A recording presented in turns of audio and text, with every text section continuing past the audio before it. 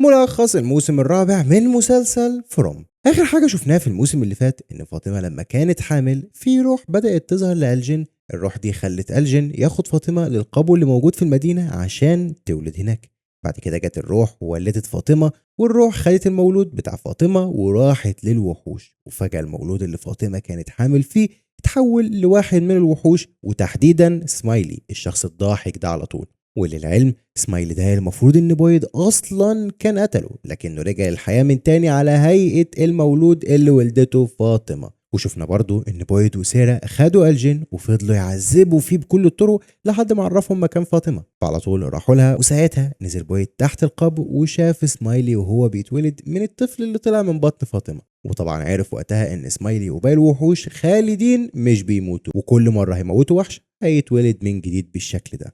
طب السؤال هنا بقى، هما ليه الوحوش اصلا مش بيموتوا؟ ده يا سيدي عرفناه لما تابي وجيد وجيم برضه خدوا بعضيهم وراحوا لعند الشجره بتاعت الزجاجات، وساعتها بدا جيد يعزف معزوفه معينه كده، واللي عرفها من الارقام اللي كانوا لقيوها في الزجاجات لو تفتكر. فالمهم يعني ان جيد لما بدا يعزف المعزوفه دي ظهروا له الاطفال اللي كانوا بيظهروا له دايما هو وتابي، والاطفال دول عرفوا جيد وتابي كل حاجه عن المدينه هنا. وعرفنا بقى ان الوحوش اللي في المدينه دول كانوا في يوم من الايام بشر عاديين، لكنهم عملوا صفقه مع الكيان اللي بيحكم المدينه هنا، والكيان ده بقى خلاهم خالدين مش بيموتوا والعياذ بالله. ولكن في المقابل خد منهم كل اطفالهم اللي هم حاليا بيظهروا لجيد وتابي. ومفترض ان جيد وتابي من زمان جدا روحهم بتتنقل بين ناس واشخاص كتير جدا، وبيجوا للمدينه هنا عشان ينقذوا الاطفال دول وينهوا الصفقه، وساعتها يقدروا يتحرروا هم وكل اللي في المدينه. بمعنى اصح جيد وتابي مش اول مره يجوا هنا، بل جم اكتر من مره، ولكن كل مره بيجوا بتتمسح ذاكرتهم ويبداوا من جديد في محاوله لكسر الحلقه المفرغه ما بين الاطفال دول والكيان. والمفروض يعني قبل جاي وتابي جم للمكان هنا ميراندا ام فيكتور وكمان شخص كده كان اسمه كريستوفر لو تفتكر، انهم كانوا هم المختارين وجم عشان يحرروا الاطفال وينهوا الصفقه، لكنهم فشلوا. فراحهم بعد كده اتنقلت لتابي وجيد عشان يعملوا هم ده. من الاخر تقدر تقول ان جيد وتابي بقالهم سنين طويله روحهم بتتنقل. المهم بعد بقى ما جيد وتابي وجيم عرفوا كل ده، شفنا بعد كده ان جولي عندها حاجه كده زي قدره خارقه، لانها لما بتروح عند الاثار اللي موجوده في المدينه فجاه بتقدر بروحها تتنقل بين الازمنه المختلفه. وفي نهايه الموسم اللي فات شفنا ان جولي اتنقلت بين الازمان لحد ما في النهايه وصلت عند ابوها جيم في الزمن العادي اللي الكل فيه حاليا ده الحاضر. ولما وصلت عند جيم ما كانتش لوحدها، لا كان في راجل عجوز لابس بدله صفرا معاها بيطاردها، وده واحد من الوحوش خلينا نسميه الغريب.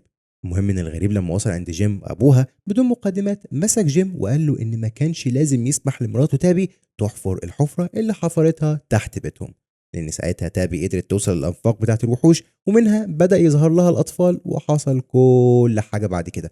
وعشان كده الغريب كان متضايق وعرف جيم ان المعرفه ليها تمن وهو هيدفع التمن ده، وهوب قتله.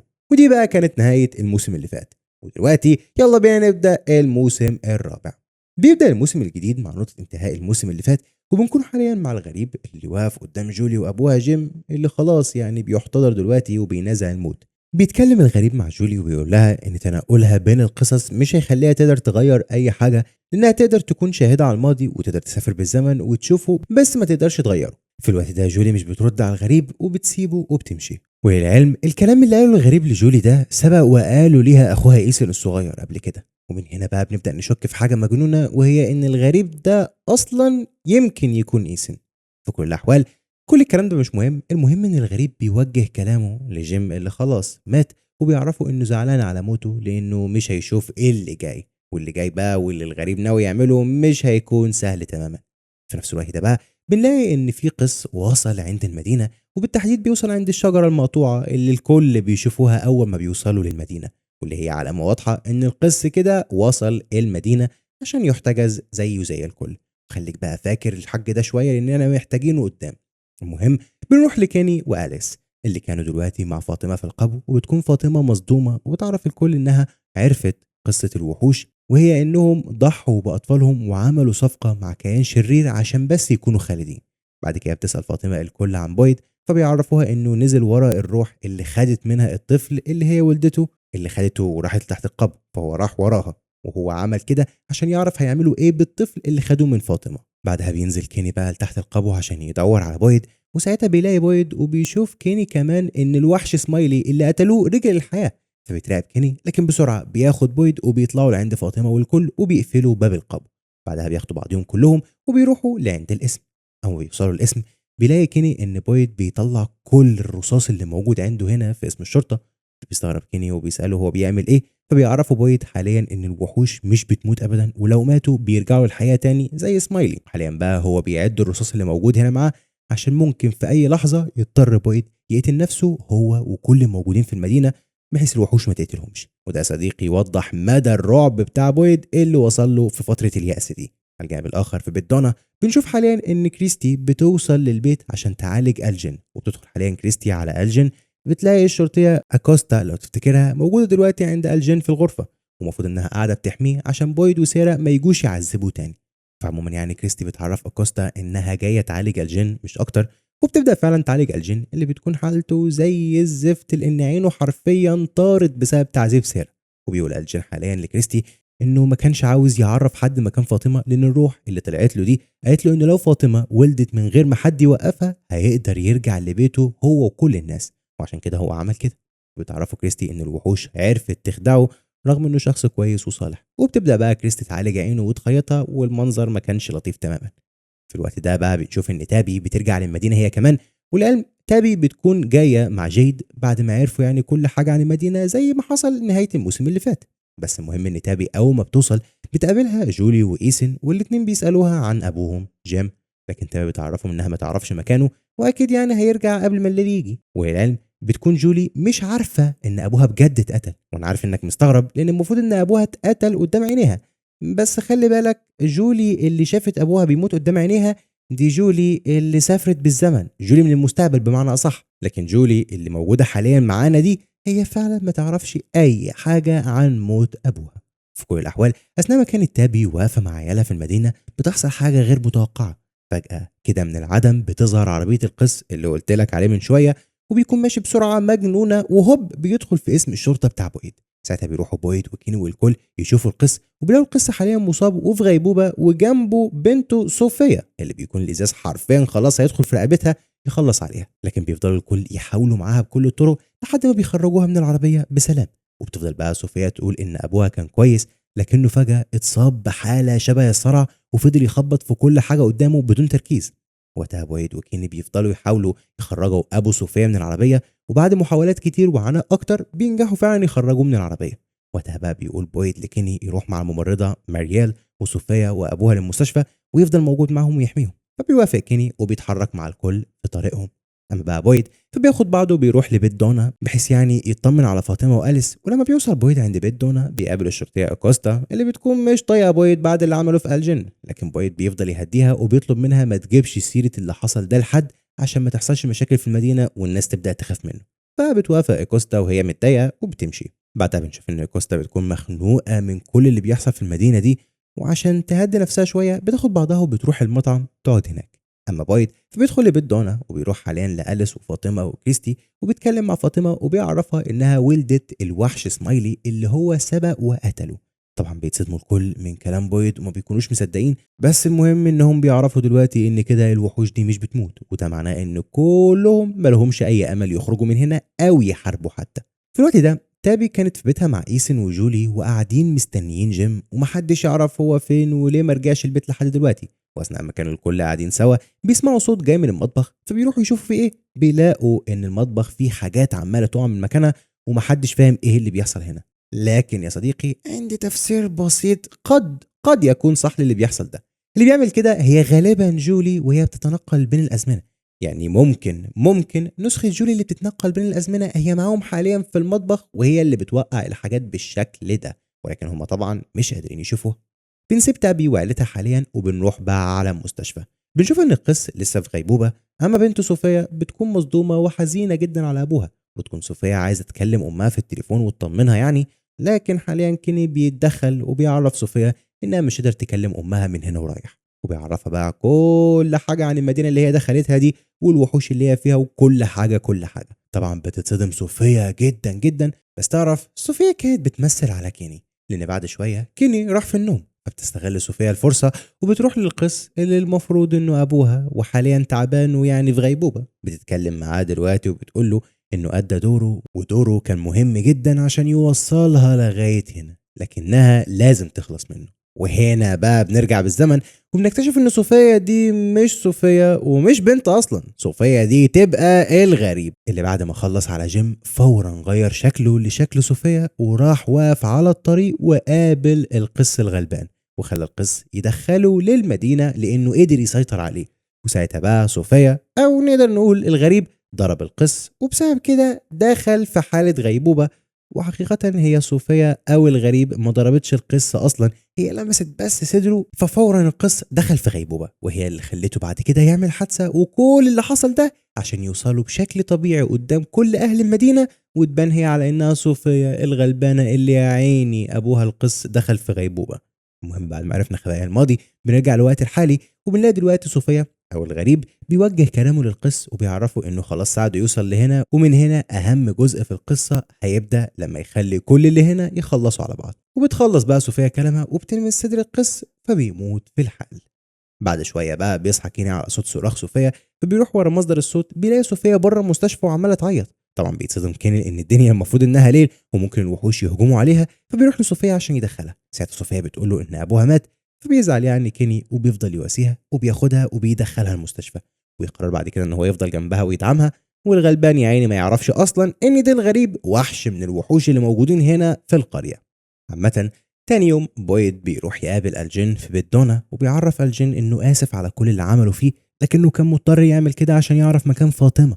بعدها بيطلب منه انه ما يجيبش سيره اللي حصل ده لاي حد تاني لان ممكن تحصل فوضى في المدينه. فبيوافق الجين وهو خايف من بويد وبيسيبه بويد دلوقتي وبينزل.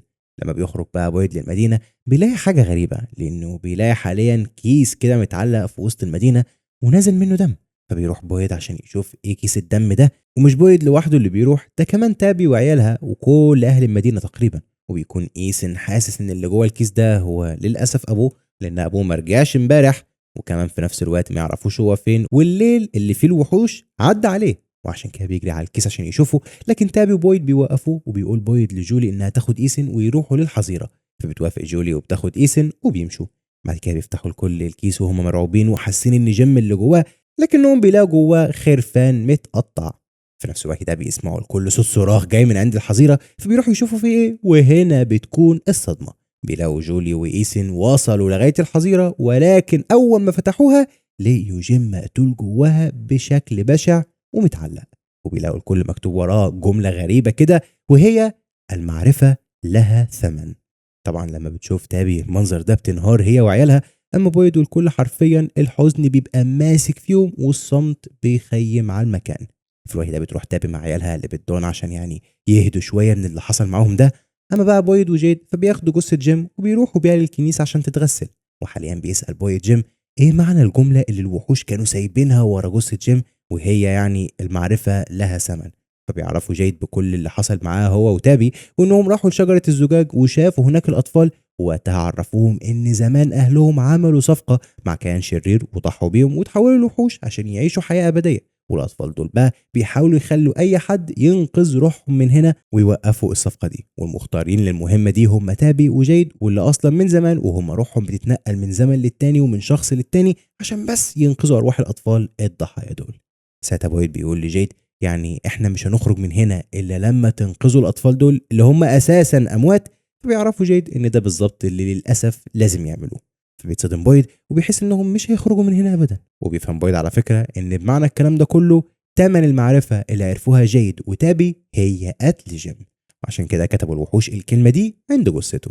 بعد كده بقى جيد بيروح لتابي وبيعرفها انهم لازم يشوفوا حل عشان يعني ينقذوا الاطفال وبكده يقدروا يخرجوا من المدينه ولازم يخلصوا بسرعه. بتتعصب تابي وبتعرف جيد ان معرفتهم هي اللي قتلت جيم وتعرفوا انها مش هتخاطر بحد تاني يموت من عيلتها، وبتسيبه وبتمشي. بعد كده بقى بيوصل كيني هو وصوفيا للمدينه، والمفروض انهم جايين عشان يعني كيني يعرف صوفيا على المدينه ويوريها كل الاماكن. وقتها لما بيوصل كيني بيقابل سيرا وبيعرف منها كل اللي حصل لجيم. بيسيب فورا صوفيا مع سيرا عشان تكمل هي تفرجها على المكان، وبيروح عشان يساعد بويد والكل ويفهم ايه اللي حصل بالظبط. اما سيرا فبتاخد صوفيا وبيروحوا سوا للمطعم عشان سيرا تجيب لصوفيا من هناك نضاره مكان نضارتها اللي اتكسرت. وبتبدأ صوفيا أو الغريب يتكلم بقى مع سيرا وبيحاول يقرب لها أكتر وأكتر، ومش عارف ليه الصراحة سيرا بالذات اللي الغريب عاوز يقرب لها. بس عموما على الناحية التانية جولي كانت مع أخوها إيسن لكنها لقيته نام، فبتاخد بعضها وبتخرج من البيت، بتروح لراندل لو تفتكروا وبتعرفوا إن أبوها مات. فبيفضل راندل يعزيها، لكن جولي بتعرفه إنها مش جاية له يعزيها، بل جاية دلوقتي تطلب منه إنه يجي معاها للآثار لأنها ناوية ترجع بالزمن للماضي وتنقذ أبوها. فبيستغرب راندل بس بيروح مع جولي، ولما بيوصلوا عند الآثار بتعرف جولي راندل إنها تدخل الآثار دي وساعتها هتفقد الوعي لأن ده حصل معاها قبل كده. والعبرة بقى إنها لما بتفقد الوعي بتتنقل بروحها بالزمن وهتقدر وقتها تنقذ أبوها. وبتعرفه بس يعني إنه لما يلاقيها بتتشنج يستنى عليها حبة، بعد كده يشدها بره الآثار عشان ترجع للوقت الحالي، لأنها لما بتكون بتتشنج ده معناه إنها سافرت للزمن فعلا اللي هي راحت له ده وكل حاجة تمام، ولكن هو يستنى عليها شوية وبعد كده يشدها عشان ما تموتش في الزمن اللي هي راحت له ويحصل لها حاجة. فبيوافق راندل على كلامها وساعتها بتدخل جولي للآثار وبالشكل ده بتفقد الوعي وبتتنقل بالزمن. بتتنقل جولي بالزمن لليوم اللي المفروض وصلت فيه مع أبوها وعيلتها للمدينة هنا. وفي اليوم ده لو تفتكر بويد ودانا كانوا موجودين في الشاحنة بتاعة جيم بيحاولوا يساعدوه هو وإيسن بعد ما شاحنتهم اتقلبت في الغابة. وساعتها بقى بتشوف جولي إن الوحوش بتتلم عليهم من كل حتة، فبتفضل يا عيني الغلبانة تنده على أبوها لكن أبوها مش بيسمعها. أما الوحوش فبيسمعوا بقى جولي وبتيجي واحدة من الوحوش وبتهجم على جولي وبتكون هتقتلها، لكن في الوقت ده عند راندل بيلاقي ان جولي طولت وعماله تتشنج، فبسرعه بيخرجها بره الاثار لانه مش مستحمل منظرها وهي بتتشنج كده. فبترجع لوعيها في الوقت المناسب وبتكون بخير وبتكون عايزه ترجع تاني للاثار عشان تسافر بالزمن وتنقذ ابوها. لكن راندل بيهديها وبيوقفها وبيعرف انهم هيعملوا كده، بس لما يعرفوا هيعملوا كده ازاي من غير ما هي تتاذي، لانهم مش عارفين لغايه دلوقتي الاثار دي بتعمل ايه فيها بالظبط عشان ترجع للزمن اصلا. فبتوافق جولي على كلامه وبتسكت. على الناحيه التانيه بقى الشرطيه كوستا بتكون تعبت من المدينه دي كلها ومن اللي عمال يحصل لهم والموت و فبالتالي بتقرر انها تسرق عربيه الاسعاف من عند المستشفى وتحاول تلاقي طريق يخرجها بره المدينه. اثناء ما كانت اكوستا بتركب عربيه الاسعاف وهتمشي بتشوفها كريستي فبتحاول انها توقفها، لكن اكوستا مش بتقف، فبتركب كريستي معاها العربيه وبتنطلق اكوستا زي المجنونه باقصى سرعه عشان تلاقي مهرب من المدينه. اما بقى الممرضه ماريال فبتروح حاليا لبويد وبتعرفه كل اللي حصل. فبيروح بويد بقى عشان يعني يشوف اكوستا لكنها مش بترضى تقف، فبيضطر بويد في النهايه يحط اسلاك شائكه وبالشكل ده بيقدر يوقفها. بعدها بيكلبشها وبيقبض عليها لغايه ما تهدى. على الجانب الاخر ايسن بيستغل حاله الفوضى اللي عملتها اكوستا وان محدش مركز معاها، فبالتالي بيهرب بره البيت وبيفضل ماشي كده لحد ما بيروح للمكان اللي الشاحنه بتاعت ابوه اتقلبت فيها اول مره لما وصلوا هنا القريه. بيدخل ايسن للشاحنه وبياخد من هناك جهاز راديو كده، ولما بيخرج بيلاقي جيم ابوه قدامه، والعلم ده مش جيم لكن دي تهيؤات عند ايسن. المهم ان جيم حاليا بيتكلم مع ايسن وبيطلب منه ما يزعلش يعني على موته وكل الكلام ده. بعدها بيساله هو ليه جه هنا ياخد الراديو، فبيعرفه بقى ايسن انه جاي ياخد الراديو عشان يتواصل معاه. فبيضحك جيم وبيقول له للاسف مش هتقدر يا ابني، بس فاكر يا ايسن اول مره وصلنا فيها للمدينه هنا وقتها انت كنت في غيبوبه بسبب اللي حصل معانا وقتها، ولما صحيت قلت لي انك حلمت ببحيره اسمها بحيره الدموع. فبيقول له ايسن فاكر جدا. فبيعرفوا بقى ايسن ان بحيره الدموع دي موجوده هنا في المدينه ولازم يوصل لها، وبيخلص جيم كلامه وبيختفي. بعدها بتكون تابي على فكره معديه في المكان هنا وشافت ايسن بالصدفه، الحمد لله انها شافته، فورا بتاخده وبتمشي. تاني يوم بنلاقي بويد كان نايم وبيحلم بنفس الكابوس اللي مطارده من زمان لغايه دلوقتي بمراته ابي لما كانت في المدينه هنا ومتجننه وعماله تقتل في كل الناس، فاضطر وقتها بويد ان هو يقتلها زي ما احنا عرفنا قبل كده. المهم يعني ان بويد كان بيحلم بالكابوس ده، بعدها بيصحى من الحلم مخضوض وبيروح دلوقتي لاكوستا اللي لسه محتجزه عنده في الاسم.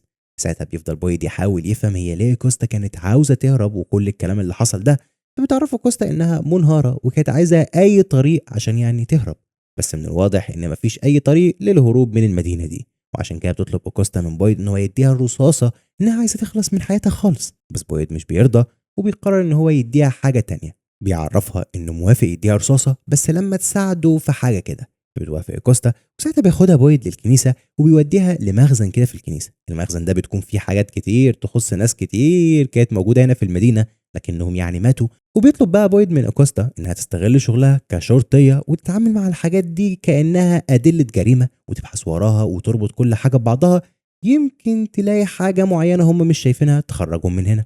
وقتها بتقول له اكوستا انت ليه بتعمل معايا كده وليه بتديني وظيفه زي دي؟ فبيعرفها بويد انه بكل صراحه عايز يشغلها في حاجه تنسيها حوار انها عاوزه تخلص من حياتها لانها بتفكره بحد هو خسره قبل كده، فمش عاوز يشوفها هي كمان بتموت. والعلم بيكون قصد بويد هنا على مراته ابي. وبيخلص بويد كلامه وبيسيب بقى أوكوستا تبدا تشتغل وبيمشي.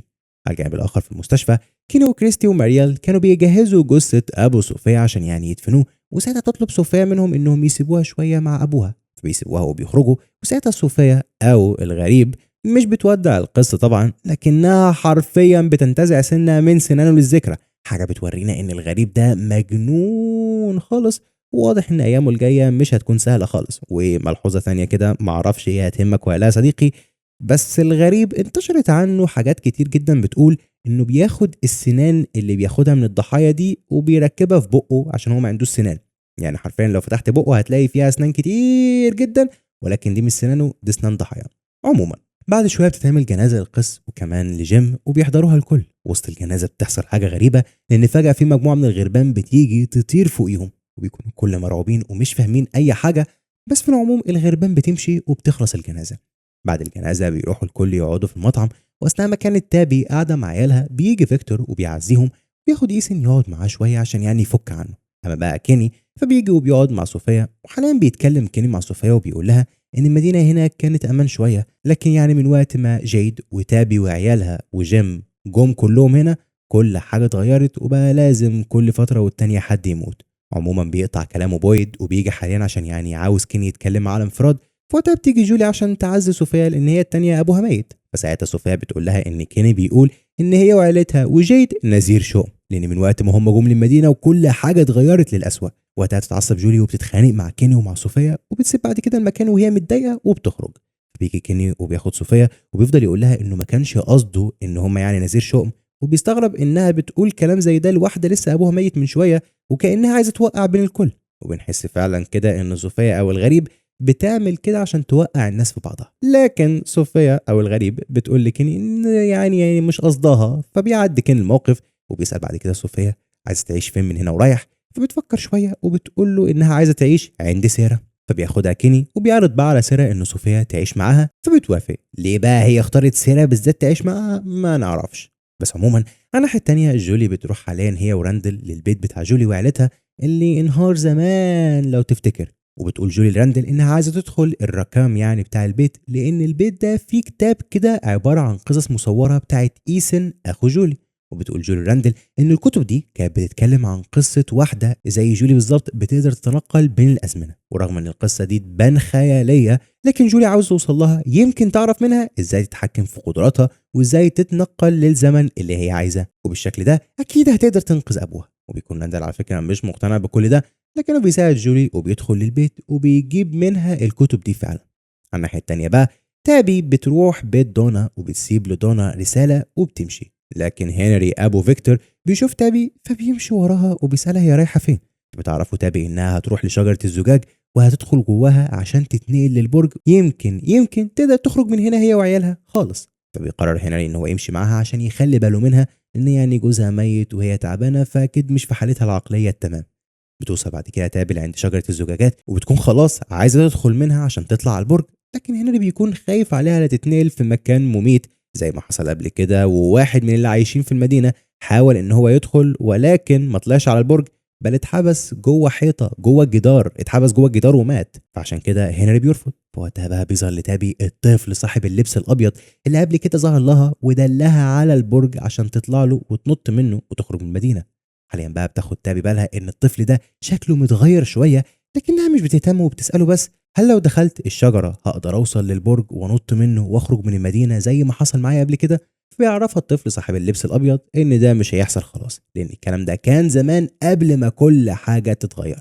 وغالبا بيكون قصد الطفل ده على الغريب اللي دلوقتي بقى وسط الكل في هيئه صوفيا، لكنه يعني مش بيقول كده بشكل مباشر. وبتعرف تابي انها لسه هتفضل هنا شويه حلوين. على الناحيه التانيه ايسن بيروح هو وفيكتور بيت دونا، وهناك بيعرف ايسن فيكتور موضوع بحيره الدموع وانه عاوز يوصل لها لان ابوه قال له انه لازم يروح هناك. فبيوافق فيكتور وبياخد بقى ايسن عند البحيره اللي في المدينه، يمكن دي تكون بحيره الدموع. هناك بقى كان جيد عمال يعوم ومنسجم حبتين، فايسن بيقول لفيكتور ان لا مش باين ان دي بحيره الدموع. بس في كل الاحوال بيقولوا لكل الجيد ان هو يجي يدور معاهم على بحيره الدموع، فبيروح معاهم. اثناء بقى ما هم ماشيين بيشوف فيكتور لبس الغريب اللي بعد كده قلعه ولبس لبس صوفيا. هو قلع لبسه اللي انا قلت لك ان هو بدله صفراء. ففيكتور بقى لما بيشوف لبس الغريب اللي هو البدله الصفراء بيترعب لدرجه انه بيعمل حرفيا حمام على نفسه من الرعب، وبيسيب بعدها ايسن وجيد وبيجري. فبيفضلوا الكل يندهوا عليه وبيجروا وراه. وعلى فكره في الوقت ده تابي وهنري وهما ماشيين بيسمعوا صوت فيكتور، فبيروحوا على هناك لحد ما بيلاقوا فعلا فيكتور اللي كان قاعد مرعوب وبيتكلم دلوقتي مع الكل وبيعرفهم ان كلهم هيموتوا. وبيكون على فكره واضح ان فيكتور يعرف الغريب ده وبسبب حاجه معينه كبيره هو خايف منه. في نفس الوقت بقى بويد بيروح يزور قبر مراته ابي، لكن المره دي بتحصل حاجه غريبه. فجاه وهو قاعد بيتكلم معاها بتطلع ايد من القبر وبتشد بويد عشان تنزله للقبر، لكن بويد في لحظه بيشد نفسه وبيبعد وهو مرعوب ومش عارف ازاي الكلام ده حصل، لان فورا بمجرد ما بعد الايد بتختفي. بعد كده بقى بيجتمع بويد مع جيد وتابي والكل وبيعرفوا حاليا باللي حصل مع فيكتور اول ما شاف البدله الصفراء اللي كانت مدفونه في الغابه.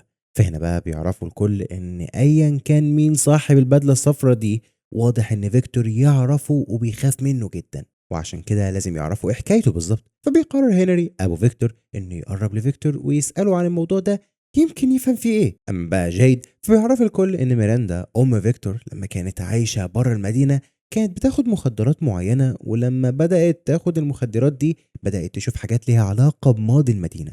وبالتالي بيعرف جيد الكل انه جاب فطر كده في الغابه هياخد منه، يمكن بالشكل ده يقدر يعرف حاجات عن ماضي المدينه ما كانش يعرفها، وساعتها بقى يفهموا كل حاجه. اما تابي بتقول ان لازم جيد يعمل كده فعلا، لان الطفل صاحب الملابس البيضاء لما ظهر ليها قال لها ان ما عندهمش وقت، خلاص الوقت بيخلص منهم، فبالتالي لازم يعملوا كل حاجه مهما كانت مجنونه عشان يفهموا ايه اللي بيحصل بسرعه.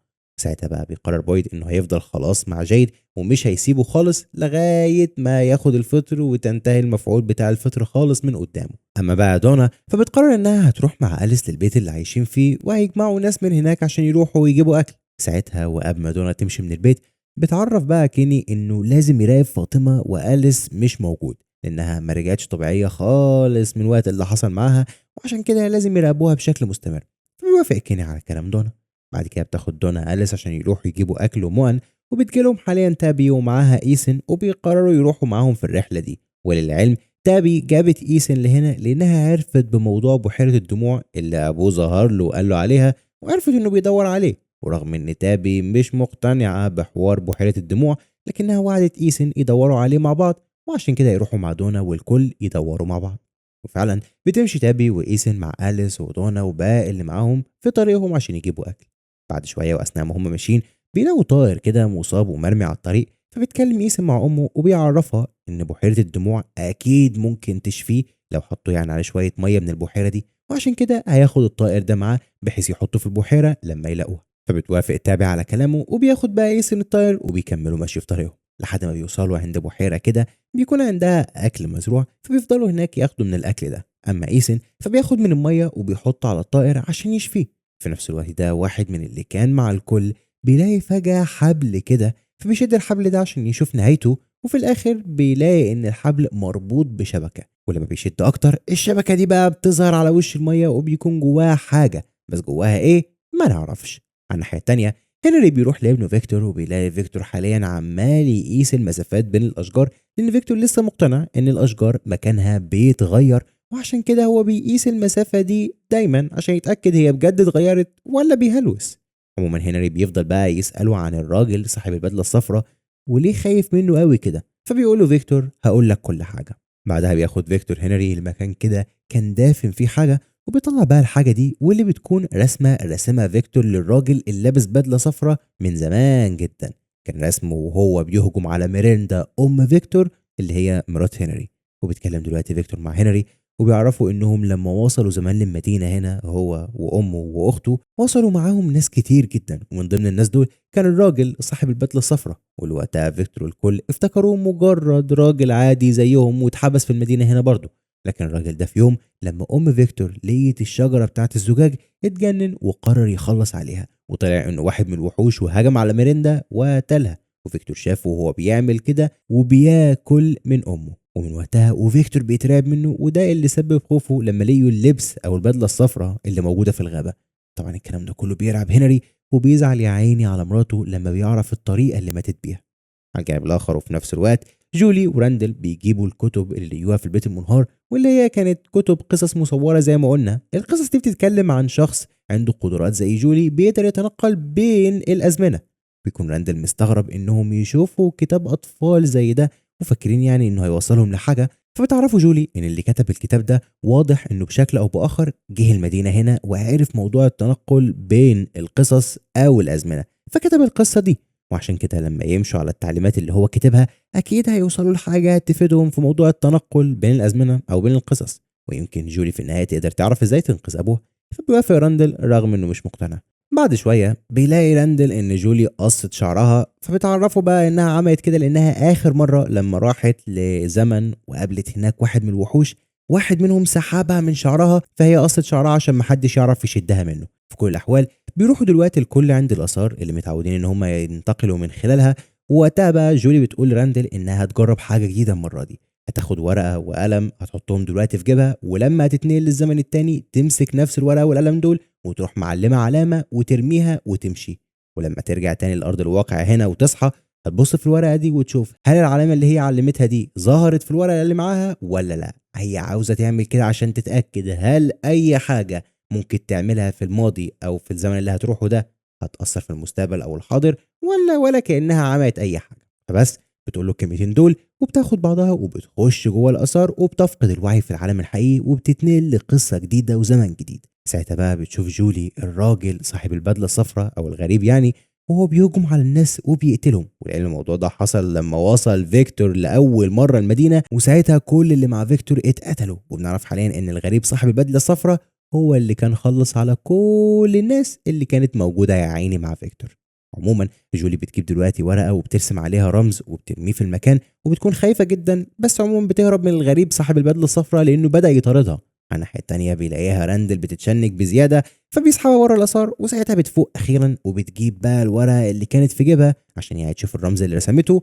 بس بتلاقي مفيش ولا أي حاجة، فبتحبط وبتعرف كده إنها فشلت تعمل أي حاجة تربطها ما بين القصص أو الأزمان. على الجانب الآخر بتكون دلوقتي سيرا قاعدة مع صوفيا، وبتبدأ سيرا تقول لصوفيا انت ليه جيتي تقعدي معايا هنا رغم كل اللي انا زمان عملته واللي انت اكيد عرفتيه من الناس اللي عايشة في المدينة هنا. فبتعرف صوفيا انها جت تقعد معاها لانها حاساها انسانة كويسة رغم كل اللي هي عملته. وده على فكرة بيفرح سيرا جدا. وطبعا سيرا ما تعرفش ان صوفيا هي الغريب صاحب البدلة الصفراء، بتقول كده بس عشان تكسبها في صفها وتقربها منها اكتر واكتر. عموما بعد الكلام ده كله بشوية سيرا بتتعب جدا لأنها رجعت تسمع صوت الوحوش في راسها من تاني، ورجعوا يطلبوا منها طلبات غريبة. ولما بتسمع سيرا الأصوات بتتعب وبتروح على الكنيسة عشان تهدي نفسها. هناك بتقابل الجن وبتعتذر له يعني عن اللي عملته فيه، وبتعرفه إن الوحوش تواصلوا معاها مرة تانية وطلبوا منها طلب غريب، وهو إنها تروح للمطعم بتاع المدينة وهتلاقي هناك كوباية كبيرة جدا مليانة مية، وساعتها لازم تدلق من الكوباية دي في كوباية صغيرة وتشرب منها شوية وترجع تدلقها في الكوباية الكبيرة من تاني. وبتعرفوا دلوقتي سيرا ان الوحوش قالوا لها لو ما عملتيش كده في حد بتهتم بيه في المدينة هنا هيتقتل على ايديهم. وبتعرفوا سيرا انها مش عارفة لو عملت كده هتعمل مصيبة ايه بالظبط، لان اكيد يعني الوحوش مطلبتش منها تعمل كده من فراغ، خايفة انها تكون بتنشر بالشكل ده عدوى او حد هيشرب المية دي فهيسمع الوحوش زيها، مش عارفة. فيقول لها الجن انها لازم تعمل كده زي ما الوحوش طلبوا عشان على الاقل هي ما تتأذيش. في اللحظة دي بتروح سيرا للمطعم وبتقابل هناك العاملة اللي واقفة في المطعم واللي اسمها باكتا، وبتاخد دلوقتي من المية وبتشرب عادي جدا، لكنها مش بترجع تكب الكوباية الصغيرة دي في الكوباية الكبيرة. ليه؟ لأنها خافت الصراحة تأذي حد. بس بعد شوية بتلاقي إن صوفيا كانت واقفة بره المطعم وفجأة بتقع وبتتصف في إيدها بتتكسر. بيروحوا دلوقتي ماريال وكريستي يساعدوها، بس هنا بقى سيرا بتعرف إن دي رسالة من الوحوش عشان تنفذ اللي طلبوه وإلا هيأذوا حد تاني. ولانها خايفه ان صوفيا او غيرها يتاذي فبتروح بقى لكوبايه الميه الكبيره وبتكب جواها كوبايه ميه لسه شاربه منها حالا.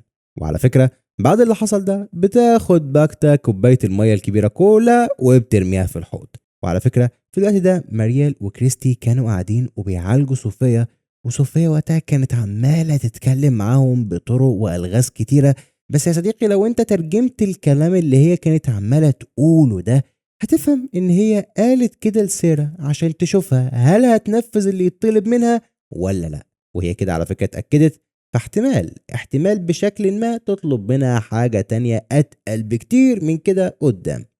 عموما على ناحية تانية بويد كان قاعد مع جيد في القسم، لأن جيد خد من الفطر ومستني يشوف أي حاجة تعرفه أسرار عن المدينة، لكنه يعني بيفشل في الموضوع ده تماما. في نفس الوقت برضه ولكن في بيت دانا بتكون فاطمة جايبة تراب كده كتير وبتعمل حاجة زي تمثال أو حاجة زي كده، فبيستغرب كيني لما بيشوفها وبيروح يبلغ بويد. فعلى طول بيروح بويد لفاطمة وبيسألها بتعملي إيه، فبتعرفوا إنها بتصنع وحش يحميها من أي حاجة، والوحش ده هو عبارة عن تمثال من الطين، ودي حاجة يعني من الثقافة بتاعت فاطمة ومعتقداتها. وبتعرف فاطمة بويد إنها بتصنع الوحش ده لسبب وحيد، وإنها حاسة بالوحش سمايلي اللي هي ولدته، وعارفة إنه حاسس بيها كويس جدا وكأن في بينهم رابط، فهي متأكدة إنه حاسس بخوفها. فبتصنع بقى الوحش ده لأنه يعني هيحسسها شوية بالأمان. وقتها بويد رغم إنه حاسس إن الكلام ده مش مقتنع بيه أوي، إلا إنه بيسكت وبيسيبها تعمل اللي هي مرتاحة له. بعدها بيكون بويد ماشي من بيت دونا، لكن بتحصل حاجة غريبة لأن فجأة بيلاقي دبلة مراته أبي بتقع جنبه، فبياخدها وبيستغرب لأن الدبلة دي المفروض أصلا هو شايلها في الصندوق اللي موجود في القسم. فعلى طول بياخدها وبيروح على القسم وبيحط الدبلة على الترابيزة وبيفتح بعد كده الصندوق وبيطلع منه الدبلة بتاعت مراته اللي محتفظ بيها. بس بعدها بيبص تاني على الدبلة اللي كان حاططها على الترابيزة، مش بيلاقيها. فبيستغرب بويد زيه زيك كده ومش بيكون فاهم ده حصل ازاي، لكنه يعني في العموم بيعدي الموقف لانه بيحس ان دي ممكن تكون مجرد هلاوس. المهم بنرجع من جديد لتابي ودونا والباقيين، وحاليا تابي واليس والكل بيسحبوا الشبكه اللي جواها في البحر دي، ولما بيطلعوها بيشوفوا اللي جواها بيلاقوا ان كان جواها شويه دمى ضخمه بحجم الانسان تقريبا. وبتكون الدمى دي شكلها مرعب لانها شبه الفزاعات اللي بتتحط في الحقول عشان تخوف الطيور. وقتها بتفكر دونا شويه وتعرف الكل ان الفزاعات دي شبه اللي بنحطها في الحقول عشان نخوف الطيور، واكيد برضو الفزاعات دي كانت موجوده في قاع البحيره عشان تخوف حاجات موجوده هناك من انها تطلع للسطح. وعشان كده بتعرف دونا الكل انهم لازم بكل الطرق يرجعوها تاني للبحيره. ورغم ان الكل بيكونوا مش مقتنعين قوي بكلام دونا، بس بيسمعوا كلامها وعلى طول بيرجعوا الدمى مره تانيه للبحيره. وسط بقى مكان الكل بيجهزوا الدمى عشان يرجعوها للبحيره وبيحطوا فيها حجاره عشان تقدر تغطس تاني. بتبدأ بقى تفتكر تابي شوية ذكريات من الماضي، وبتحس إن الدمى دي مش غريبة وشافتها قبل كده، بس شافتها فين وإمتى مش فاكرة. في كل الأحوال بعد ما عبوا كل الدمى دي حجارة بيرجعوا للبحيرة من جديد. بعدها بيقرروا يقعدوا في كوخ كده لحد تاني يوم، ولما النهار يطلع يرجعوا تاني للمدينة، لأن على فكرة هم لو فكروا يرجعوا دلوقتي للمدينة مش هيلحقوا يوصلوا قبل الليل، فالوحوش هتهاجمهم لأن الليل خلاص جه. وبالفعل بيدخلوا الكل للكوخ وبيستنوا فيه. في الأثناء دي بيسمعوا الكل صوت أغاني جاية من بعيد، وهنا بقى بتفتكر تابي شافت الدمى دي فين. تابي بتفتكر إنها لما كانت صغيرة وكانت موجودة هنا في المدينة، وهي ملحوظة تابي ما تعرفش هي كانت موجودة هنا إزاي وهي صغيرة، بس تقدر تقول إن دي ذكريات وصلت لها كده. واوعى تنسى أنا قلت لك إن هي وجيد أرواحهم تناقلت بالناس كتير جدا كانوا قبل كده هنا. المهم إن تابي لما كانت هنا وهي صغيرة كان معاها دمى شبه الدمى الضخمة دي، لكنها كانت صغيرة. وساعتها كانت تابي بتبقى مبسوطة جدا بالدمى دي، لكن في يوم الراجل اتضايق منها وكان بينزعج قوي من الدمى دي ويحس ان هو بيحلم بيها، فخد الدمى دي ورماها في البحيرة. وبعد كده بقى الراجل ده مات، وفجأة كل غضبه وكوابيسه بقت متحصرة في الدمى دي. وبس بمجرد تابي ما افتكرت كل ده عرفت الكل انهم لازم يهربوا من هنا، لان الدمى دي هتيجي ولا تميمة ولا غيره هتقدر تحميهم. وفعلا مش بتلحق تابي تخلص كلامها والدمى بتهجم عليهم، فبيهربوا الكل من مكان ما عدا واحد كده كان معاهم مش بيلحق، والدمى بتمسكه بتضرب فيه لغايه ما بيموت. بعدها الدمى بتوصل لواحده تانية مع الكل وبتمسك راسها بعنف وبتحرق وشها في النار، بس أليس بيجي وبيرميها على النار، فبتتشغل بقى في النار اللي مسكت فيها دي، وبياخد البنت اللي كانت يا عيني اتحرقت وبيحاول ينقذها. في دمية تانية على فكره بتروح عند دونا وتابي وايسن وبتهجم على دونا وبتكون هتقتلها، بس في اللحظه دي بتفتكر تابي الطريقه اللي تقتل بيها الدمى دي. بتجيب حاليا خشبه كده من اللي موجودين هنا في المكان وبتغرزها في ظهر الدميه. ساعتها الدميه دي بتموت. اما الدميه التانيه فلما شافت ان تابي قدرت تقتل واحده من الدمى خافت وهربت. طبعا بيكونوا تابي والكل مش فاهمين ايه كل اللي حصل ده، بس بيكونوا مبسوطين انهم تخلصوا من الدمى دي. في المجمل بنسيب بقى تابي والكل في رعبهم اللي هم فيه ده وبنروح على المستشفى. حاليا في المستشفى موجودين مارييل وكريستي وصوفيا، اللي زي ما قلنا ما زالوا بيعالجوا صوفيا. حاليا بقى كريستي بتطلب من مارييل انها تروح تجيب حاجه كده من عربيه الاسعاف، فبتروح مارييل فعلا عشان تجيب الحاجه دي، بس فجاه مارييل بتبدا تتخيل كلبشات مسكت ايديها وربطتها. وبعد شويه بتيجي كريستي تشوف مارييل وبتكون مريال قاعدة مصدومة وطبعا مش متكلبشة ولا حاجة، هي كانت مجرد تخيلات بس هي حسيتها حقيقة. تسألها دلوقتي كريستي ايه اللي حصل، لكن مريال مش بتتكلم وبيرجعوا الكل المستشفى. أول بقى ما دخلت مريال المستشفى بتخبط في صوفيا وبتمسك ايدها، وبمجرد ما عملت صوفيا كده فجأة بتفضل مريال تتخيل نفسها متكلبشة من جديد، وبتفتكر لما كانت مخطوفة زمان عند الكيان ومتكلبشة بنفس الشكل ده. وبنعرف هنا ان مريال بتتخيل كل الحاجات دي لان صوفيا قريبة منها ولمستها مش اكتر. في كل الاحوال بعد شوية بترجع مريال لطبيعتها ومش بتكون فاهمة ايه اللي حصل لها ده، بس في نفس الوقت بيوصلوا جولي وراندل للمستشفى وبيدخلوا اوضه كده ويفضلوا يتكلموا عن التجول في القصص والرجوع بالزمن و وبيكون راندل متضايق وشايف ان كل اللي بتعمله جولي ده هيوديهم في داهيه، وبيفضلوا يتخانقوا مع بعض. وعلى فكره صوفيا بتتصنت عليهم وبتكون مبسوطه انهم بيتخانقوا. بعدها بترجع تاني تبص على مريال وكريستي فبتلاقيهم هما التانيين بيتخانقوا عشان كريستي بتحاول تعرف من مريال مالها، بس مريال مش عايزه تتكلم فعمالين يتخانقوا. وهنا بقى صوفيا بتكون في قمه سعادتها. ليه مبسوطه بكل ده؟ مش عارفين، بس اكيد عشان خراب. عموما بننتقل لبيت دونا اللي بيكون فيه هنري وفيكتور وكيني وفاطمه والكل. فالمهم ان فيكتور بيكون حزين بسبب اللي عرفه عن موت مراته، وساعتها بيفضل يشرب وبيفضل يلف في البيت زي المجنون يعيط. فطبعا بيجي هنري وكيني وبياخدوه وبيرجعوه اوضته وبينام هنري شويه وبيهدى. ساعتها بقى كيني بيسال فيكتور هو ابوك ماله بالظبط، فبيوري له فيكتور الرسمه اللي سبق ووراها لهنري واللي بيظهر فيها الغريب صاحب البدله الصفراء وهو بياكل ميراندا ام فيكتور. بعدها بيعرفوا فيكتور ان هنري عارف ازاي مراته ماتت، ومن وقتها وهو حزين بالشكل ده. فبيتاثر كين الصراحه وبيخاف جدا من الغريب اللي لغايه دلوقتي هو ما يعرفش هو مين. عامه في نفس الوقت اللي الكل فيه بيحاولوا يهدوا من كل الحاجات اللي بتحصل، جيد وبويد كانوا بيعملوا حاجه ألعن بكتير. جيد بيكون قاعد حاليا مع بويد في القسم بعد طبعا ما خد الفطر اللي يخليه يهلوس زي ما قلنا، وبيبدا بقى هنا جيد يهلوس ويشوف حشرات على ازاز القسم. لكن بيجي بويد وبيهديه وبيعرفوا ان مفيش حشرات ولا غيره، ودي تهيؤات لان الفطر بدا يلعب في عقله. وبيكون جيد شايف انهم لازم يخرجوا من هنا ويروحوا للغابه وساعتها هيفتكروا شويه حاجات. فبيوافق بويد على كلامه وبيطلع معاه. اول ما بيروحوا للغابه بيبدا جيد يسمع صوت موسيقى كده، فبيمشي ورا صوت الموسيقى بيلاقي طفل صغير، وبيكون الطفل ده على فكره هو جيد وهو صغير، وبيكون جيد الصغير عمال يعزف ويعزف. فهنا بقى بيفتكر جيد مشهد لما جدته ماتت زمان وكان عمال يعزف كتير جدا. فبيوقف جيد الصغير لانه مش عاوز يفتكر ذكرى زي دي. بعدها بيبدا جيد يتخيل راجل كده كان دايما بيتخيله موجود في الغابه من وقت ما جه. الراجل ده معاه جمجمه فيها دم، وبيقول لجيد لو عايز تعرف كل حاجه لازم تشرب الدم ده. ساعتها بيقول جيد لبويد على التهيؤات دي وبيقول له اعمل ايه، فبيقول له اشرب لان اكيد الدم ده مش حقيقي، دي تهيؤات. فبيبدا يشرب. ساعتها بيعرفه جيد الصغير انه بالشكل ده هيشوف كل حاجه وهيشوف حاجات هترعبه ما كانش لازم يعرفها. بعدها بيمشي جيد ورا الطفل الصغير ده لحد بيت دونا، وساعتها بيشوف جيد الكبير 4 اشخاص منهم كريستوفر واقفين كلهم قدام البيت، وكلهم على فكره بيكونوا مصابين.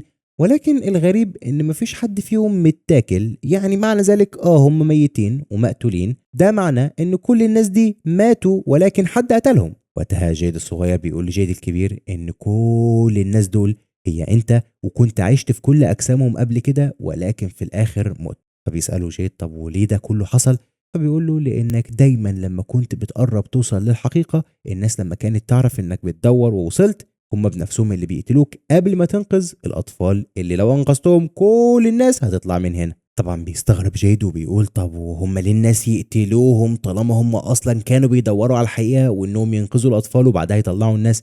فبيقول له جيد الصغير أكيد الوحوش نفسها هي اللي أقنعت الناس إن أنت بنسخك التانية دي كلها وشم شؤم أو بتعمل أي حاجة بتسبب إن الناس تموت فقتلوك.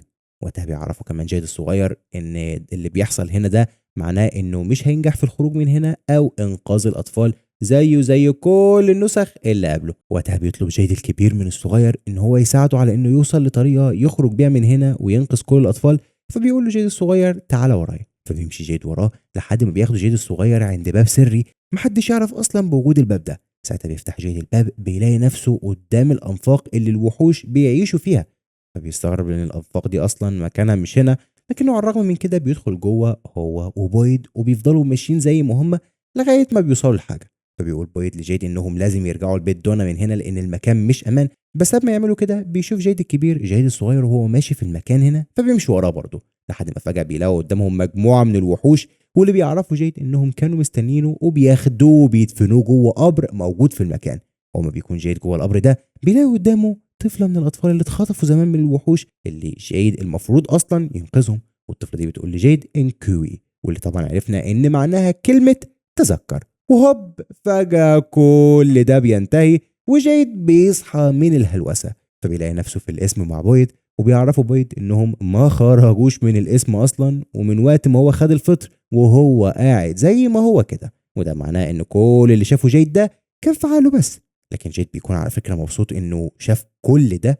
وبيعرف بويد حاليا انه عارف المكان ان الاطفال محطوطين فيه، وعارف ازاي يحررهم من الوحوش وينهي الصفقه اللي عملوها الوحوش مع الكيان المرعب. وبالشكل ده كلهم هيتحرروا ويخرجوا من المدينه. وبس يا سيدي، من هنا بنعرف ان جيد غالبا قصده ان الاطفال موجودين في الانفاق اللي هو نزلها دي، وهو تخيل كل ده عشان يعرف مكانهم ويفتكروا زي ما حصل اهو. وفي الجزء الجاي بقى في الموسم ده هنعرف جيد هيعمل ايه، وهل هيقدر ينقذ الاطفال وهيقدروا كل يخرجوا في الاخر من المدينه ولا لا. ده اللي هنعرفه في الجزء الجاي. وبس كده